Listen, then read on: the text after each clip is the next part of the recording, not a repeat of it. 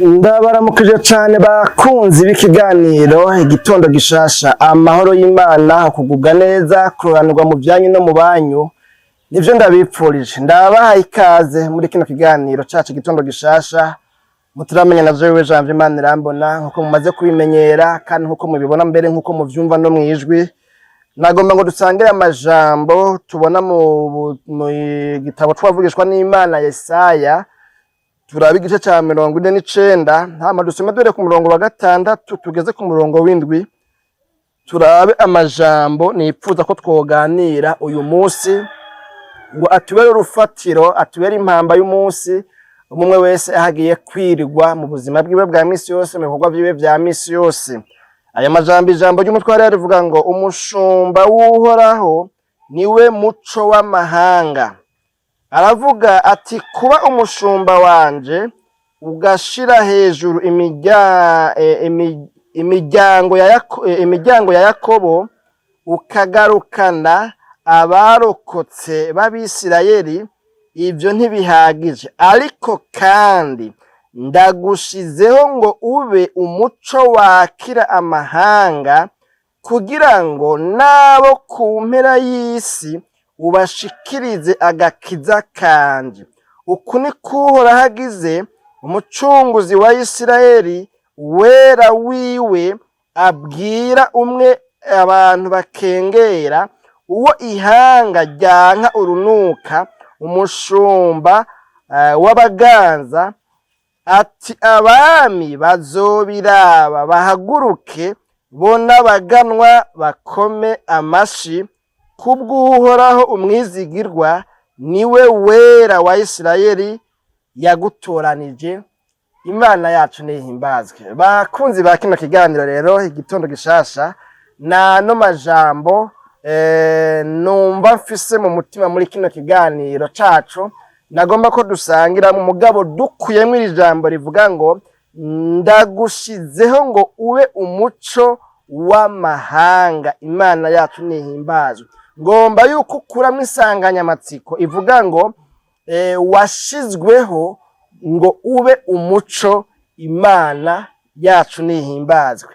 N'aya majambo novuga ngo twisunze uyu mwanya wa kino kiganiro cacu, ntiduhava duca mu mahistware maremare ngo vyagenze gutya, ngo uyu mushumba yavugwa yari uyu, ikigengo vyari bimeze uku, hari mu mwaka uyu n'uyu, ntitwohava tubivamwo. Ariko mugabo ngomba ngo kubera ko bavuga ngo umugani ugana kariho, nagomba ngo iri jambo ugirabishe ko novuga ngo dusimbire muri development rero y'ijambo sawa nido nido, mugabo umuntu agirabisha ko ngo yumve ngo uyu yabwiwe ko ashizweho, abwirwa ngo ico ashiriweho kindi ruhande y'ibyo yabwiwe muri amajambo yose yatanguye tutanasomye, abwirwa ngo ariko kandi ndagushizeho ngo ube umuco wakira amahanga. Imana yacu nihimbazwe.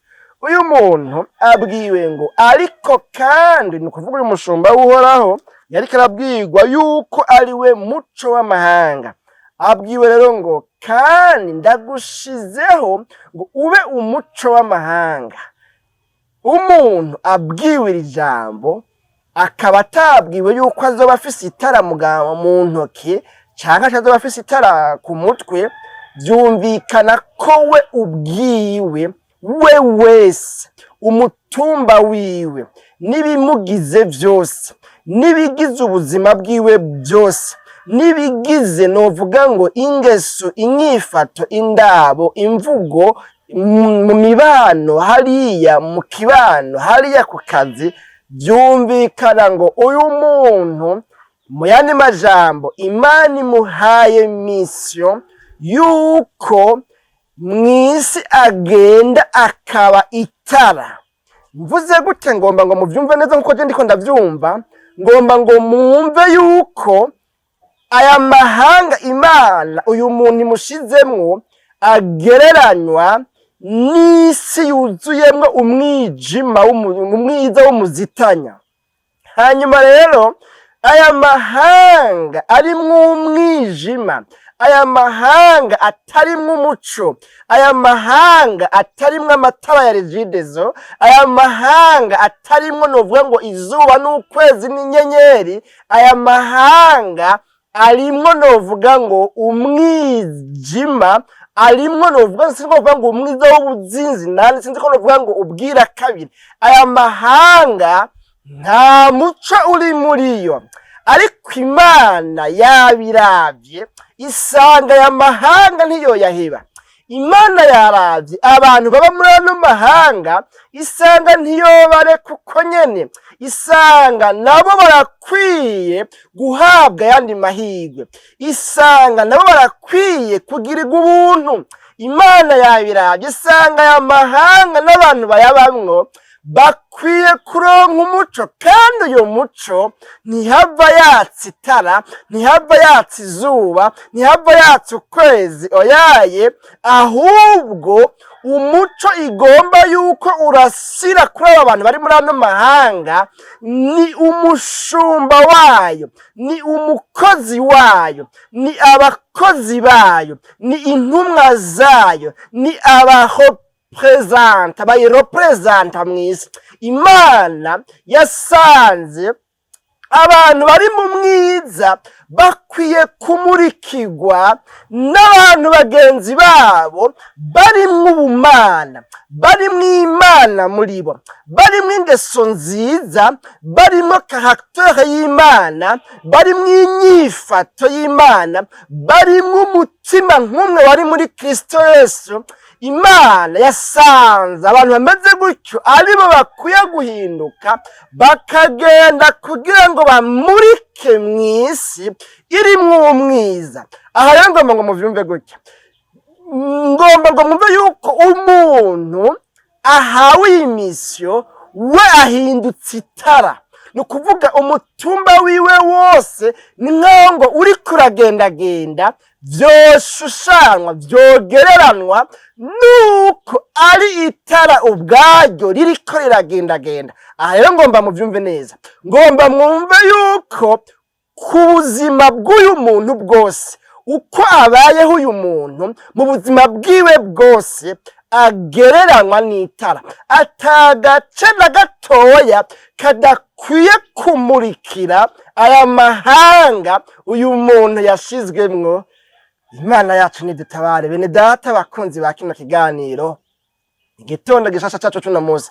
Aha rero umuntu yoca yiyumvira kwa kundi itara muri ya matara ya kera wasanga bashiramwo intambi, bagashiramwo amazutu canke petrole canke essence, sinzi tuvuge petrole kumbure, hanyuma ugasanga hariho imyotsi yagiye muri iryo tara, hanyuma iryo tara rica rirahinduka ririrabura, kandi ikintu gitanga umuco kidakwiye kwirabura ahubwo gikwiye kuba cera. Umuntu aca yiyumvira kwa kundi umuntu ashobora gukora kw'itara afise imivyiro, afise ibirangi, afise ibicafu, hanyuma rya tara rigaca ricafura hantu hagiye vya birabago, ugaca usanga biciye bituma rya tara ridasubira gutanga umuco neza. Umuntu aca yiyumvira ati none uyu muntu ga yemwe, mbega nivyashikanaho hakaba ari intambamyi zotuma ataba umuco, bizogenda gute? Uyu muntu azoba ananiwe no gukora ico yahamagariwe n'ico Imana imushakako. Imana yacu nidutabare. Bene data bakunzi ba kino kiganiro, igitondo gishasha cacu cuno munsi, ngomba kuvuga rero ngo umuntu akwiye kumva ko yashizweho kugira ngo abe umuco, abe itara. We ubwiwe ivyo avuga, ivyo yiyumvira, ingeso ziwe, ingendo ziwe, uko nabanye n'abandi, akwiye kuba umuco. Imana yacu nidutabare, kubera ibishobora kuzimya wa muco ni ibinyene bifatiye mu buzima bwa misi yose. Murazi ko bamaze bakavuga ngo baranasuneba, hanyuma ugasuneba nkawe, birashoboka yuko uyu muntu nubwo Imana yamurungitse hajya ahantu muri irya mihana, kuri kajya kazi, hajya muri irya korale, hajya muri irya shengero, hajya kumbure, hajya nyene hajya muri irya shirahamwe, nubwo Imana yamurungitse ngo abe umuco, birashoboka yuko ingeso mbi za hajya ahantu habi yarungitswe kugira ngo ahabere umuco zamwandukiye, hanyuma rero bigaca vyanka yuko asubira gutanga umuco, bigaca vyanka yuko asubira kuba umuco. Imana yacu nidutabara. Ariko mugabo ngaho ijambo ry'Imana ryavuze ngo ndagushizeho ngo ube umuco w'amahanga.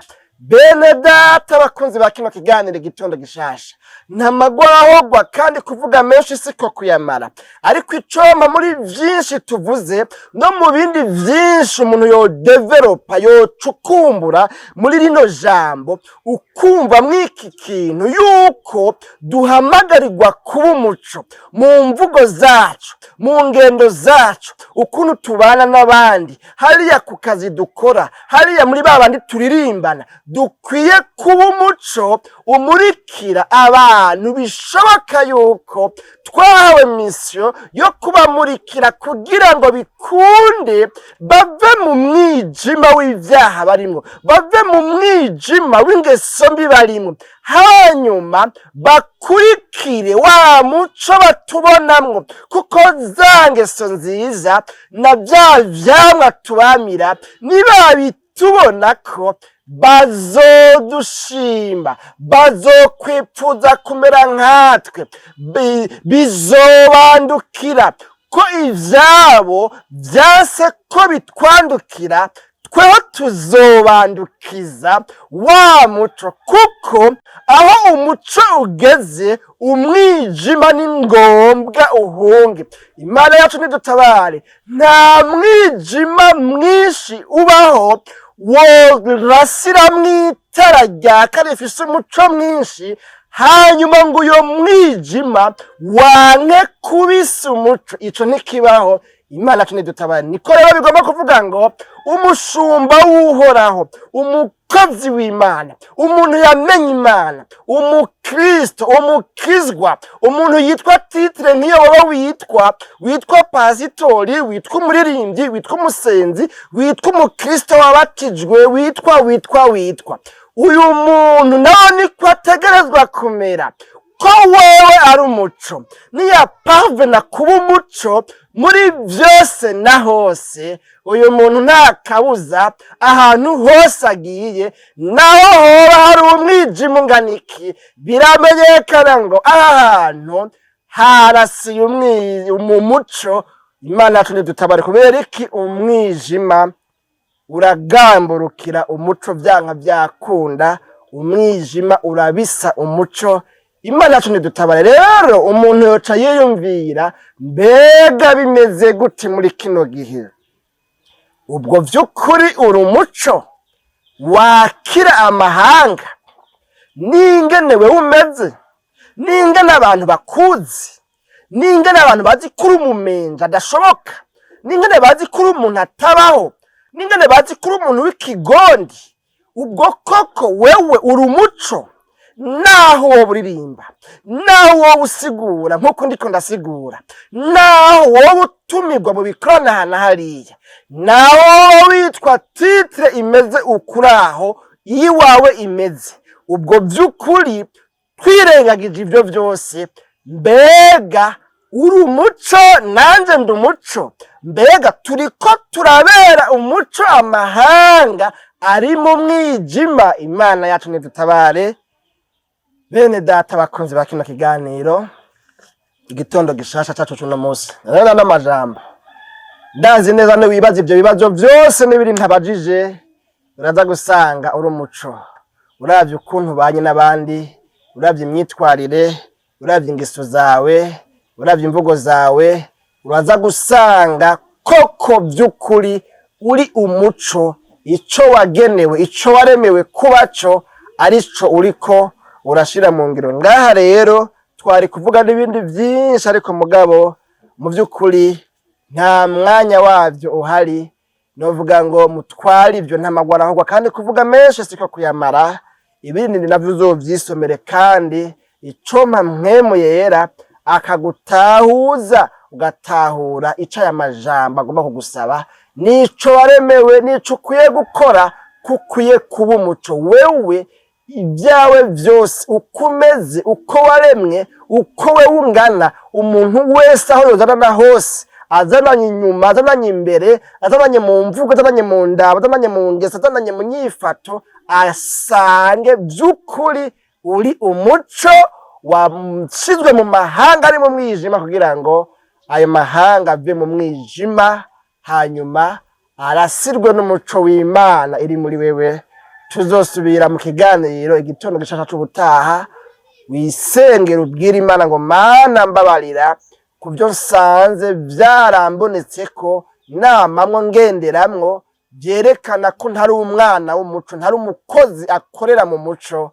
Ngwiza ko imbabazi hanyuma unshoboze unshitse ku kuba umwana w'umuco. Mwami w'abami Yesu, turaguhimbaje, turagushimiye cyane kubwa n'amajambo twumvise atubwiye ko twaremewe kuba mu muco. Umuntu wese avyumvise akavyirabisha ko akabasanze hariho ibikorwa bitari ivy'umuco bimuboneka ko, akaba yahisemo kuvuga ngo Mana mbabarira, Mana byarangoye, Mana ngwiza ko imbabazi umuntu tumugirira neza, imbabazi zawe zimuboneke ko, maze ivyo ugomba vyose bishishikara kumubako, umushoboze kuba umuco umurikira amahanga ari mu mwijima. Mw'izina ryawe ryera Kristo Yesu natubisabye tubyizeye, amen.